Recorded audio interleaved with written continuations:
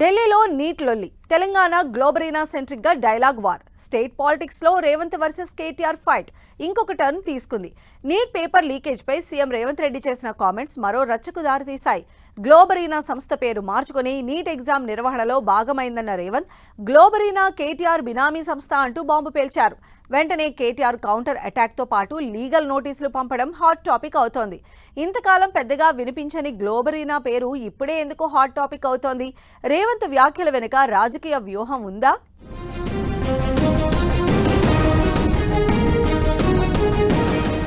Neat ఇష్యూపై Telangana politics లో కొత్త దుమారం. గ్లోబరీనా సెంట్రిక్ గా Revanth versus KTR dialogue war. Globarena మళ్లీ ఎందుకు ఎజెండాగా మారినట్లు? కేటీఆర్ ను కార్నర్ చేసేలా రేవంత్ ప్లాన్ వేశారా? నీట్ ఫైట్ దేశ రాజధాని ఢిల్లీని అట్టుడికిస్తోంది. పేపర్ లీకేజీ దుమారంపై బీజేపీ వర్సెస్ కాంగ్రెస్ అన్నట్లుగా ఫైట్ నడుస్తుంటే CM Revanth Reddy big twist ఇచ్చారు. తెలంగాణ పాలిటిక్స్ లో కాక రాజేసేలా గ్లోబరీనా సంస్థను మధ్యలోకి లాగి బీఆర్ఎస్ ను ఇరకాటంలో పడేసేలా కామెంట్స్ చేశారు. ఇంతకు గ్లోబరీనా ఏంటి? ఆ అంశం ఇప్పుడెందుకు చర్చకు వచ్చింది అంటే దానికో కథ ఉందంటూ చెప్పుకొచ్చారు రేవంత్. 2019లో ఇంటర్ రిజల్ట్స్ అవకతవకలకు కారణమైన గ్లోబరీనా సంస్థే ఇప్పుడు పేరు మార్చుకుని నీట్ ఎగ్జామ్ నిర్వహణలో భాగమైందని సీఎం రేవంత్ రెడ్డి ఆరోపించారు. పైగా ఆ గ్లోబరీనా సంస్థ కేటీఆర్ బినామీ కంపెనీ అని కూడా రేవంత్ రెడ్డి ఆరోపించడం రాజకీయంగా సంచలనం సృష్టించింది. దీనిపై తీవ్రంగా స్పందించిన కేటీఆర్ ఒక్క ఆధారం లేకుండా తన పరువుకు నష్టం కలిగించేలా మాట్లాడుతున్నారని మండిపడ్డారు. లీగల్ నోటీసులు పంపడమే కాకుండా ఆరోపణలు నిరూపించాలంటూ సవాలు కూడా విసిరారు.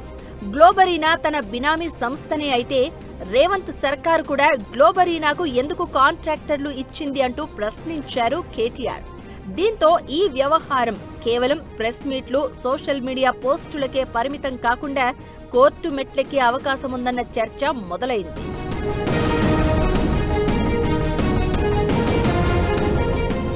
అసలు రాజకీయ చర్చ ఒకటైతే గ్లోబరీనా లొల్లి ఏందనేది ఇంట్రెస్టింగ్ గా మారింది. నీట్ అంశంపై దేశవ్యాప్తంగా చర్చ జరుగుతూ ఉండగా తెలంగాణలో గ్లోబరీనా వివాదం ఒక్కసారిగా హైలైట్ కావడం వెనుక వ్యూహం ఏంటన్నది చర్చనీయాంశంగా మారింది. అయితే రేవంత్ పక్కా ప్లాన్ ప్రకారమే గ్లోబరీనాను తెర మీదకు తెచ్చారన్న టాక్ నడుస్తోంది. ఓవైపు రేవంత్ సర్కారు టార్గెట్ గా నిరుద్యోగ యువత, విద్యార్థులతో సమావేశాలు నిర్వహిస్తోంది బీఆర్ఎస్.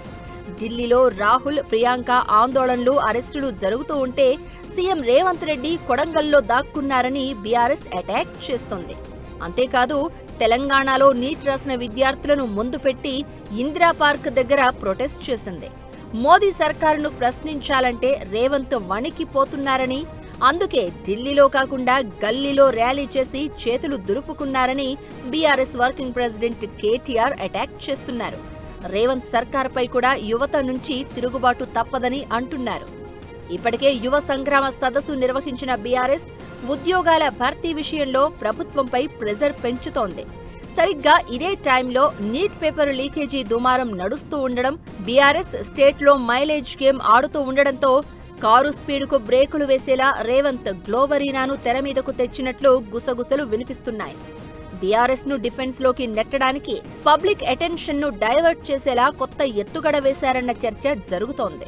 బీఆర్ఎస్ హయాంలో పేపర్ లీకేజీలు జరిగాయని ఎక్స్పోజ్ చేయడంతో పాటు బీజేపీ, బీఆర్ఎస్ ఒక్కటే అని చెప్పడమే రేవంత్ స్ట్రాటజీగా చెబుతున్నారు.